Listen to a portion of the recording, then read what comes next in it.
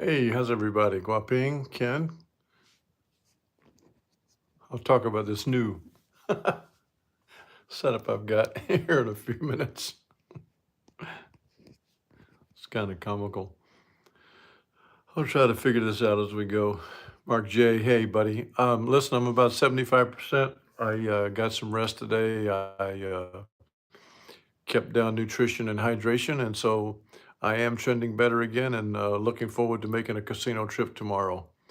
I hope everyone else is well in the kingdom also, Chuck. Thank you. Good to see you. Did a lot of work off of things that you and I were talking about. Harvey, how's it going? Joseph Gorecki, got your check. Everything is good to go. You were fully loaded anyway. Thank you, buddy. As soon as anybody tells me they're sending a new amount or buy some additional shares, I go ahead and put them in because I want you to be in there anyway. And as far as I'm concerned, checking the mail as good as anything. Yes, William, thank you. Yes, I'm doing better. Good to be better.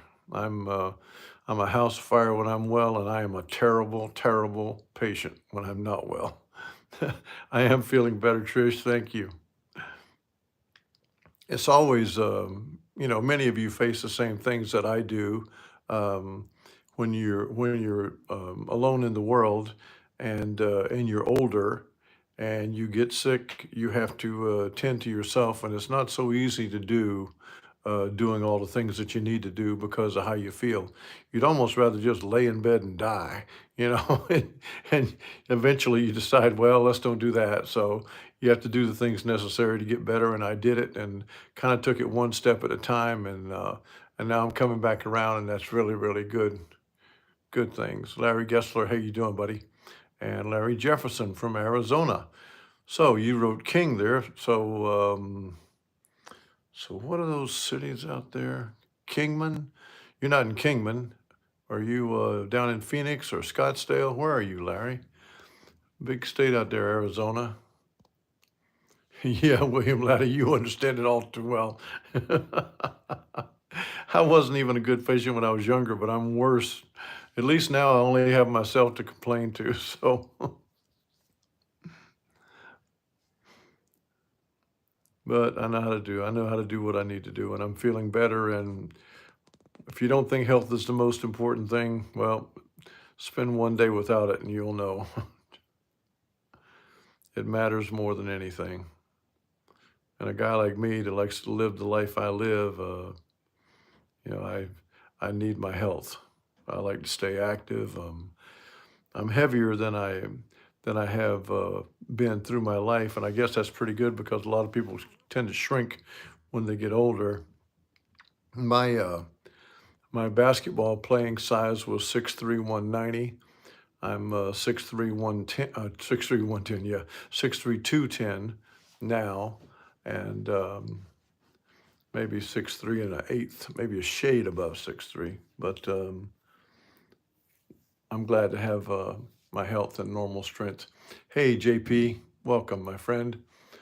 Welcome on board. We're talking about me recovering from my illness and I do have, for a while I thought I had traced it to something, and now today I'm pretty sure I was right about my final guess. I thought I got a little bit of an infection from a beverage, maybe a pomegranate juice or something, and then I began to realize, hey Frank, William Latta. Yeah, I agree with that. Hey, Gordon Parker, got your contribution in, and you were already booked in anyway. But thank you. Everything is in and good to go. Um, but I have veneers on my front of my teeth, just for my own vanity. I've had them there for a long time, and uh, and I'm going through some implants now because I'm missing a couple of broken teeth more in the back. Um, Thanks, JP. Appreciate it very much. Um, and while I was going through it, one of the veneers chipped off, and when the dentist was doing the procedures to replace it, he saw some infection in my gum, and he prescribed a heavy penicillin product that I've never been allergic to before. And I began taking them and I didn't realize coincidentally I was starting to get sick. And then I was sick and didn't take them for a day and recovered. And as I recovered, I said, oh, shoot, I got to take my penicillin. And I took it and okay, I got sick again. So I started to line up the dots. And since the infection's been beaten now off of the first 7 or 8 doses I took, I've decided that I'm not going to take any more of that. So it's probably good to find out that if that was the case, I'm glad to hear that I've identified it. I hope that was it because I am coming back around and I've not had any penicillin in 24 days. And of course, it's some kind of thing, amoxicillin or something. It's called some weird thing. But anyway, Davey, welcome, welcome. Clear out the bacteria gives you a great life. Yeah, I mean, I tell you, I like being pure. Ever since I quit smoking when I was 28 years old, and I stopped drinking when I was 53. So I've been 20 years without drinking and almost 50 without smoking. But back in the day, man, I really liked my Marlboro Red box cigarettes. And of course, back in that day, everybody on earth smoked. So yeah, I'm on the upswing. Thanks, Caden. Thank you. I am on the upswing. And I've had a hybrid that I put together for us to look at, and this is still workshop kind of things, but because what I'm going to do when I get to Vegas is a whole different situation of we're going to have a ample bankroll, and I'm going to be set up so that I can deliver um, good solid dividends every month to you guys forever. But we're gonna start all that pretty soon. I am in a kind of a different setup up here in the top of the palace tonight. Chris Hansen, how you doing, buddy? We're gonna do it. Um, because I made the first shipment to Las Vegas of the furnishings. I took all the furnishings out of the red room, the Tiffany room, and the athletic room. I'm in the athletic room right now. And I've emptied the top of the house and put them in the truck and sent them out to with the mover to get ahead of things. And so I want to have half of my house out there, and I want to have half of it here. And that way I can kind of live seasonally back and forth until I decide what I really want to do. But we're going to look at this. I'm going to show you this and try to go slowly as we do it because this is a part one and a part two of kind of like for Chuck. Because Chuck went in, Chuck Ritter went in, King Chuck. He went in and won 200 real easily last night, and then decided to play a couple more quarter bets. And after winning 2 more quarter bets, he said 250 is a good time to leave. And yeah, he pulled out and kept his money. Yeah, Gordon, I can afford it. This place is a little bit pricey, but I can afford it. And I'm going to get kind of a Spartan place in Las Vegas. Initially, I'm going to get a by the month place and leave the furniture in storage because the by the month places are furnished. And so I'm going to get by the month place to begin with. And I don't know what all I might do out there because it's a new adventure in life and I'm going to do things besides just lay around by the pool and play the casino for 15 minutes a day. So I don't know what I'm going to do. I've got a contact out there from my business background that's on the board of directors at Caesars. And I might talk to him about a lead of taking a job as a casino host and try to bring in some whales for him. I mean, I would want to do that for one reason only, and that would be the fun of it. So I don't need the job, but it would keep me busy and it might be some fun. And so I could do that and I could do our casino work and I could do my shows with you guys as well because I've got time. I'm by myself at this advanced age. And so you guys are really what matters to me. I look forward to this thing every day. As you can see, I'm yapping and yapping on. So let's get started. So I'm going to ask Chuck to look at this since this is designed for Chuck. I'm going to tell you how I'm going to do it. I'm going to do it $25 betting opposites. And then after 2 losses, we're going to double bear up 4 units, down 3 units until we get back in profit. When we get back in profit, we can resume to the 25. But I'm not going to I'm not going to martingale the 25. I'm going to flat bet it to try to keep the losses down. And because really we're not looking to make a lot of money on the 25s, and we can do that. Yeah, take you with you. Okay, Gordo. But I do go back and forth because we can martingale these first two, and you might could just get to your 200 on that. So yeah, it's a lot better than greeting at Walmart. I guess I'm qualified for that. I don't know. Let's do a no bet and get one here that we can go against. So there's a player win, or rather, sorry, there's a tie. I forgot they hit that five, like that total of four on the player gets a hit. Okay, so there's a banker win. So we're going to play, Chuck, we're going to play $25 on the player. We started at 82,000. We're going to try to get to 82,200. Okay, so I'm going to flat bet this. I'm just going to repeat the bet at $25. We got one loss. And now we have two losses. So now at 25, I'm going to add 4 units. So I'm going to make this a $125 bet on the player. The bank has won 2 straight.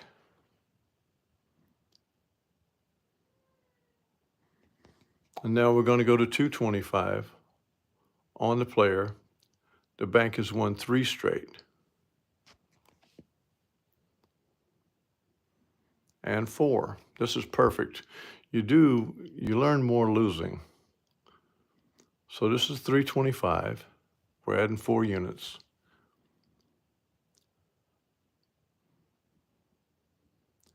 So we win at 325. So the thing to remember about 325, and I'm writing it down over here. So the next bet would be 250, but it's a bet once we're in the D'Alembert. So we're going to go back, forget where we are. We're going to go back to a $25 bet. We're betting opposite, so we're going with the banker this time on 25. One of the downfalls to this may be that I'm not martingaling this, but it's okay because this is lab work anyway. This is learning work, trying to protect the bankroll and play to the win. So we've lost that one to the player, so the player has won 2. So we're going to go to $25 flat bet on the banker. And with that win, that pretty much just broke even on that series. So we go back to a $25 on the player. The banker has won 1.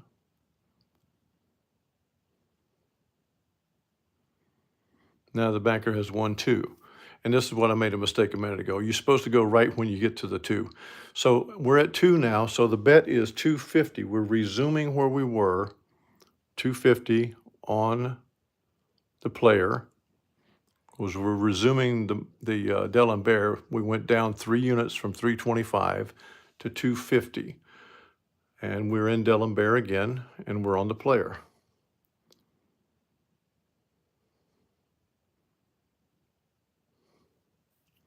So now we're up $149, just like that. We've not played very well. It's not been a smooth ride, and still we're up $149. I'm trying to go slowly because I want everybody to get the feeling for this. Hey, King Allen, Gordon, I am very comfortable playing $1,000 bills. Yes, I am, and that's what I'm going to be playing. And I'll show the Vegas game once we have our bankroll up.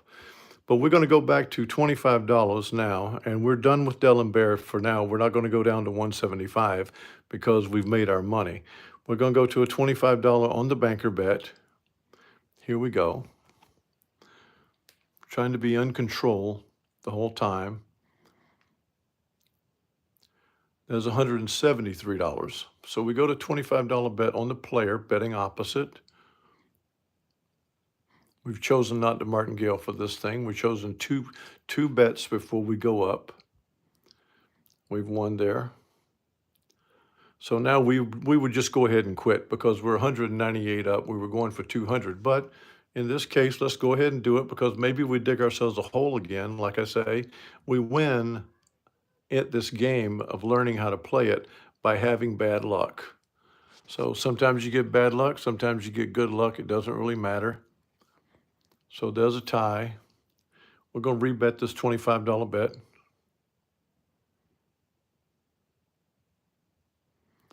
And there's our money.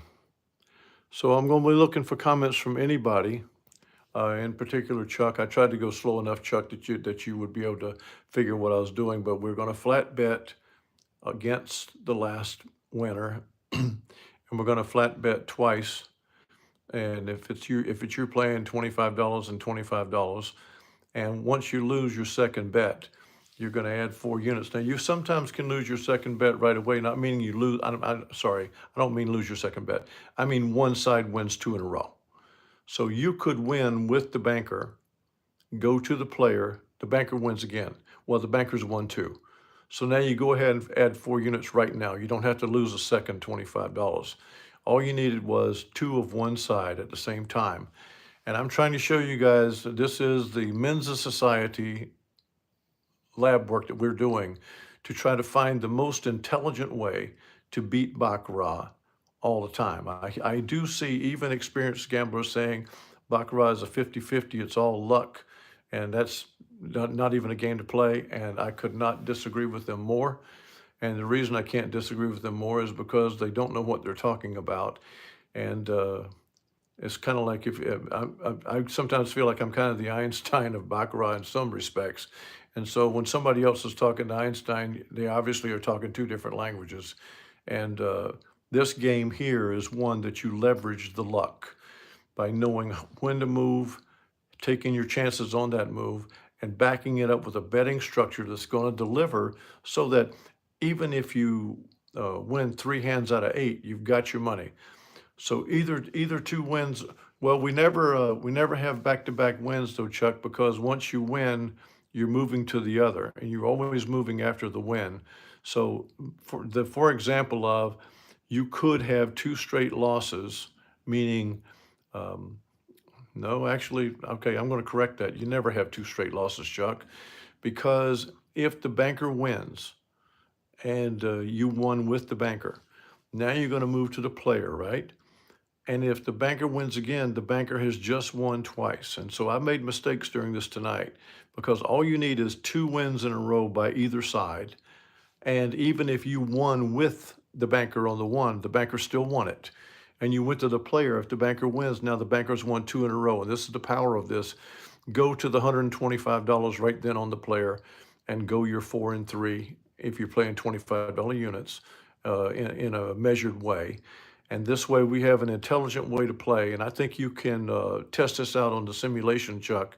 And any and all of you, test it out on the simulation. Hey, Green Shark, test it out on the simulation and tell me what you think. Because you're going to flat bet it, but you're actually not going to. If you won the last one, you're not flat betting at all. But if you're playing for the very first time, well, you're not going to martingale. You're just going to put the 25 out there. And the loss, you go to 125. You lost, you go to 225. You win, you step out. Go to the repeat of the 25. Remember that your next Dellenberry bet is 150 because it's down 3 units. So that's why, like I did here, I kept notes. Keep notes at the table if you have any issue at all, because those come in really handy. And don't trust that tower that shows how many each one is won, not because anybody's cheating, but because there is operator error. And those things are manually put in. It's not like on the roulette wheel that it reflects the tower, although there are times the tower's wrong in the roulette wheel too. I caution everyone to be really careful, but I feel very good about this so far. This is kind of a combination of what Soup had sent me, and I'm going to keep looking at, because this is not exactly what Soup sent me. But Soup is working, Soup Campbell, King, with us as another sharp player, kind of like Dave Lindsay and like Chuck Ritter and many others of you out there. I have the distinct pleasure of working with, I feel like I'm a Princeton professor with Princeton graduate students around the table, because there's a great blending of minds here. And I appreciate you all very much. We've got a solid bankroll built. We're getting more and more in. I'm going to be talking to you through the course of February about the distributions, and it's hard to say February. Can you believe 1 month of 2025 is already behind us? Man, it's tick-tock on me, I'm telling you. I hope you guys are a lot younger than me because enjoy your lives. And I'm trying to help you guys enjoy your lives too. I want you to be able to take this game with you for the rest of your life and not try to make millions of dollars. Make 100,000 a year, make 150,000 a year. Live the good life. And you get there by building your bankroll to a sizable amount and then playing. Just for instance, let's go back to, I was asked about the $1,000 bets by Gordo Parker up there north of the border. Um, if I've got $100,000 in my bankroll and I go to the casino and I've got a $3,000 stop loss set on me and things go wrong and I lose three in a row, okay, and so I'm down 3,000 on the flat bet. Well, I'm not really worried because I've still got 97,000 in the bankroll and I'm coming back tomorrow or maybe even that night to get the money. And what matters to my kingdom is, do they get the dividend check at the end of the month? So if we start the month with $100,000 and we end the month with $97,000, but everybody gets $75 in dividend for each $250 share. So if you've got 4 shares, well, you're getting $300 and you get $300 a month for the rest of your life because I'm walking into a casino. Sounds like a pretty good deal. That's the dream that I have for us. There are other things I have to do along the way. I'm going to have to win the 1,000 every day, and I'm going to have to win it quietly so that no casino gets really upset with me. And so I got to keep track of which casinos I'm going into. I don't want to get barred. They've got cameras on everybody. And I do think for the most part you can win $1,000 out there and nobody cares. But casinos care, and they guard their money pretty doggone closely. And so we're going to have to be careful as we do things. But the more knowledge you guys know, and if you're going into casinos, as Chuck is, he's a well thought out player, and you're putting 25, you've got a banker win out there, and you put 25 on the player, and the banker wins again. The banker's won twice. You go to 125. You win. Okay. Now the player has won. You go back to the banker. Now, if the banker wins, you just take your money and go back 25 player. But if the player wins, now the player has won twice in a row again, and that's all you cared was, did he win twice in a row? And so then you can go back to the banker. You can go back to your basic entry level D'Alembert of 125. And when these wins come, even if they come at 30, 35%, you're going to get your money. And that's why I say no to these people who are continuing their ego-driven blackjack notions and losing 2 out of every 3 sessions. They win the 1 session and they pound their chest like Tarzan in the jungle. And go ahead and do that if you want. But we play an intelligent game. We play a modest game with humility and discipline. And that's how we're going to keep playing. Well, and William Latta, that's exactly right. See, but if we go from 100,000 to 97,000, I'm going to let you guys know this is where we went. And okay, do you want to suspend me counting against dividends until we return to the 100? I'll do that because I serve you. You don't serve me. So that's what we'll be talking about. I love you guys and all the things that we do together. And thank you very much for this showing tonight. No show tomorrow night. I'll be at Shelbyville, and I'm going to play it this way, looking to win $200. There's all kinds of ways I can play, and I will give you this other added thing. When I'm playing 1,000, I'll walk in and I'll wait till I see 2 in a row, and then I'll step in with a $1,000 bet. So I'm going to have to lose 5 straight hands to get there, to lose our money. Tomorrow night, I will watch for 2 winners, and then I'll start with 25 because I don't care if it's 25 or 100. I want to win as many bets as I can. So, okay, William Latta's in for suspending dividends, and we can do that. It's a decision that we'll go in for a consensus of ideas. Let's get there.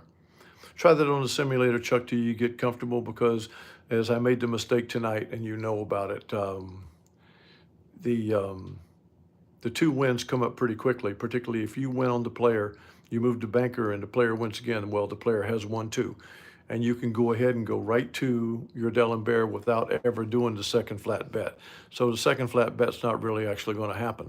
You're really going to have 1 bet and a D'Alembert, and that's really more comfortable for everybody, because that's how you're going to get your money. So I'm looking forward to hearing what you guys think about on your simulations, and what you think about on your time in the casino. Hey, William, I'm gonna tell you what, I have faced so many things. I don't even know what pressure is, but thank you very much for thinking of me. I appreciate it. Uh, a lot of things in my lifetime have led me to here, and I'm pretty thick-skinned about most things. And I wish our ZF guy was back tonight, because I'd like to continue to welcome him in. Hey, David, nice to see you.